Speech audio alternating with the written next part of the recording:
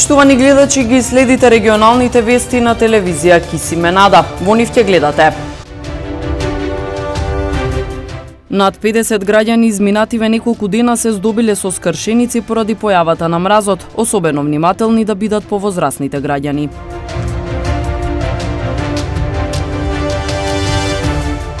Се зголемува бројот на ново заразени, реинфицирани и смртни случаи. Во Тетово хоспитализирани 6 лица со COVID-19.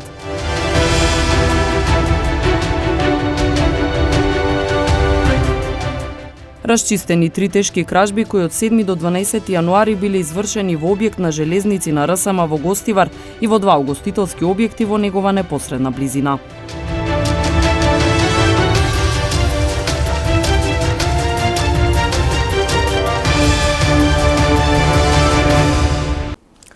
Над 50 граѓани изминативе неколку дена се здобиле со скршеници поради појавата на мразот. Најголем број од повредите се однесувале на скршеници на екстремитетите.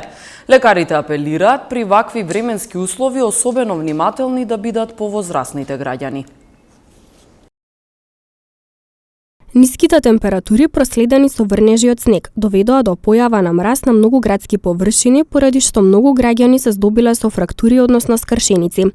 На ортопедското оделение при клиничката болница во Тетово за време на викендот заклучено со вчера. Медицинска помош поради скршеници побарале над 50 на граѓани.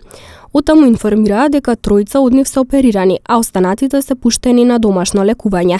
Во овој број се опфатени лицата кои се здобиле со повреди на ски центарот Попова шапка. Најголем број од повредите кои ги здобиле граѓаните се однесувале на скршеници на екстремитетите. Лекарите особено апелираат внимателни да бидат повозрасните граѓани, бидејќи тие се најранливата категорија кога станува збор за фрактури здобиени од мразот на градските улици и тротоари. Покрај ова, лекарите исто така ги потенцираат и другите ризици по здравието кои што ги носи студеното време, како појавата на респираторни состојби, а во најлош случај хипотермија. Тие советуваат во овој период максимално да се почитуваат заштитните мерки при неповолните временски услови, како што се консумирањето топли пијалаци и витамини, носење топла облека, како и ограничување на престојот на отворено.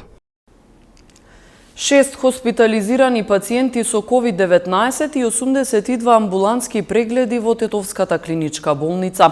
Се најновите податоци за состојбата со пандемијата во овој регион.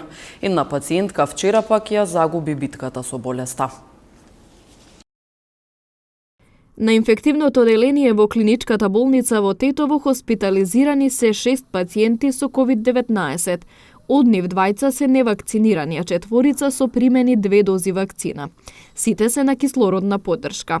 Од болницата информираат и дека 79 годишна пациентка од Тетово починала вчера како последица на COVID, која имала претходни хронични заболувања и била вакцинирана со 2 дози. На лекување била примена на 22 јануари. Бројот на амбулантските прегледи пак бележи зголемување. 82 лица со COVID-19 побарале медицинска помош, за разлика од претходниот ден кога имаше 30 прегледи. Инаку за 7 дена во Тетово и Тетовско регистрирани се нови 280 случаи со COVID-19, со што бројот на активни случаи заклучно вчерашниот ден изнесува 457. Од почетокот на пандемијата досега во овој регион регистрирани се вкупно 12.018 COVID-диагностицирани лица, од кои 553 ја загубија битката со вирусот. Зголемен бројот на позитивни случаи, реинфекции и смртни случаи во изминатата недела во земјава. Ова се последните информации од Институтот за јавно здравје Скопје. Најголем број од починатите припаѓаат на возрастната група над 60 години. За 4,5% се зголемил бројот на позитивни случаи на COVID-19 изминатата недела во однос на претходната, соопшти Институтот за јавно здравје. Во периодот од 17 до 23 јануари регистрирани се 11.610 нови позитивни случаи во 35 градови низ државата, а процентот на позитивност во просек е 29,1%. Зголемениот број на инфекции дојде од почетокот на годинава, откако новата варијанта Омикрон, која е многу позаразна заразна се прошири скоро во сите делови од светот. Според податоците на ИАЗа, пријавени биле 1559 реинфекции, што е за 25% повеќе во однос на минатата недела, но и бројот на смртни случаи бил зголемен за 76,4%. Во однос на тестирањето, бројот е намален за 15,6%. Регистрирани се заболени лица од сите возрастни групи, а најзастапени се од 30 до 39 години. Истиот период минатата недела оздравеле 7627 лица кои биле хоспитализирани или на домашно лекување. Најголем број, односно 87,6% од починатите, припаѓаат на возрастната група над 60 години, се вели во извештајот на ИАЗа.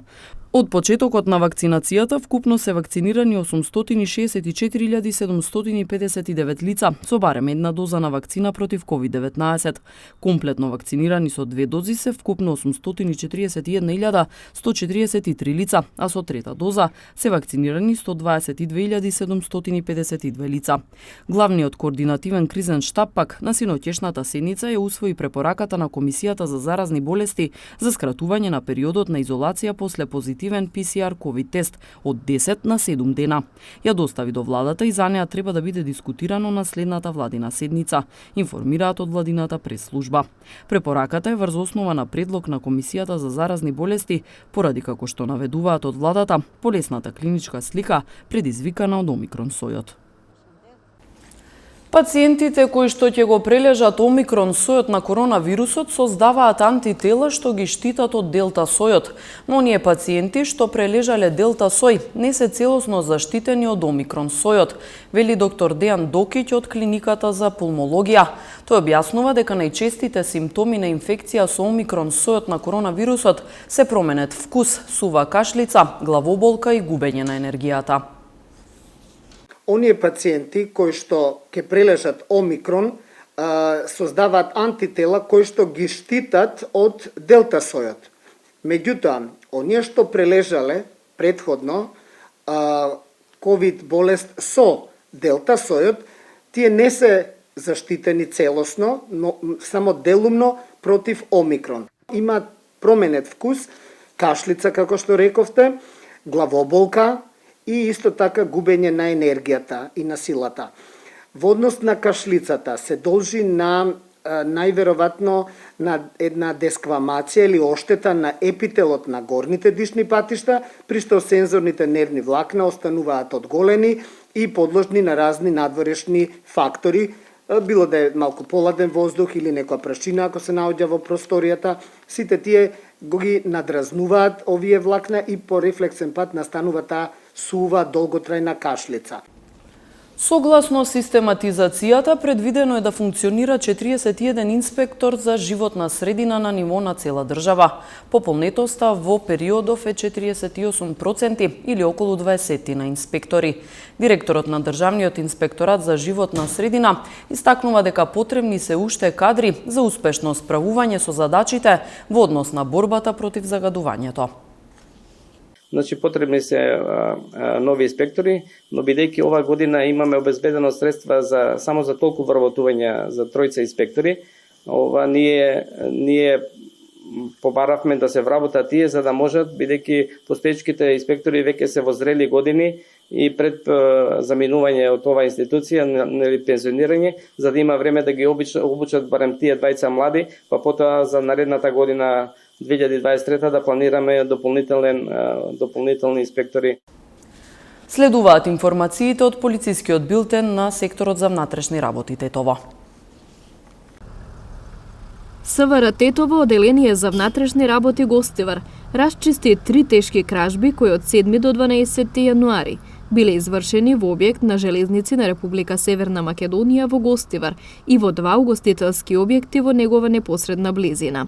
А 2 лица од Гостивар на возраст од 35 и 18 години се осомничени дека се извршители на кражбите. Тие со употреба на сила влегле во објектите и одзеле повеќе предмети и пари. Одземените предмети се пронајдени и вратени на собствениците. Лицата биле лишени од слобода, а по документирање на случајот против нив ќе следуваат соодветни поднесоци. Вчера во Гостивар лишен од слобода и 22 годишен гостиварец, кој претходно од едно лице одзел клуч од возило, а поради нивни нерасчистени должничко-доверителски односи. Се расчистува и документира случајот, пошто ќе биде поднесен соодветен поднесок.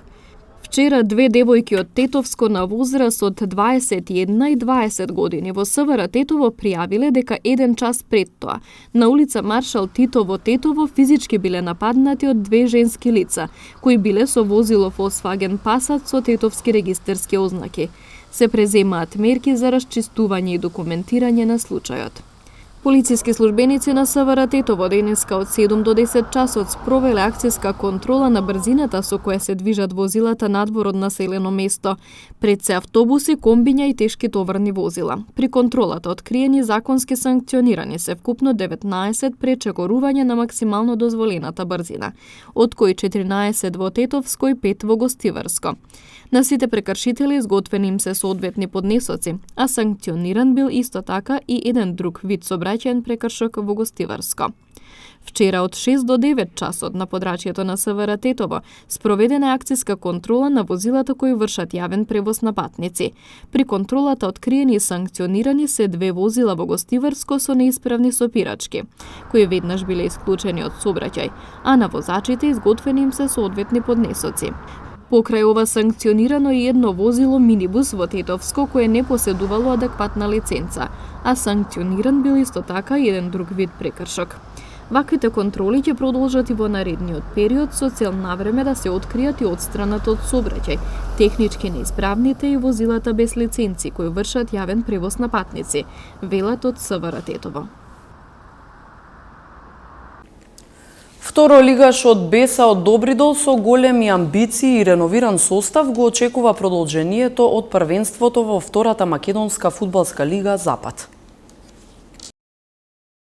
Екипата на Беса од Добридол со високи амбиции влезе во дебютантската сезона во втората македонска фудбалска лига Запад, но на крајот од есенскиот дел тие амбиции не беа остварени. Второлигашот од Гостиварско првиот дел од сезоната го заврши на предпоследното 9-то место во втората македонска фудбалска лига Запад со само 13 бодови. За таа цел раководството на клубот ангажираше дури 9 нови фудбалери, како и новиот тренер Дженгис Реджепи.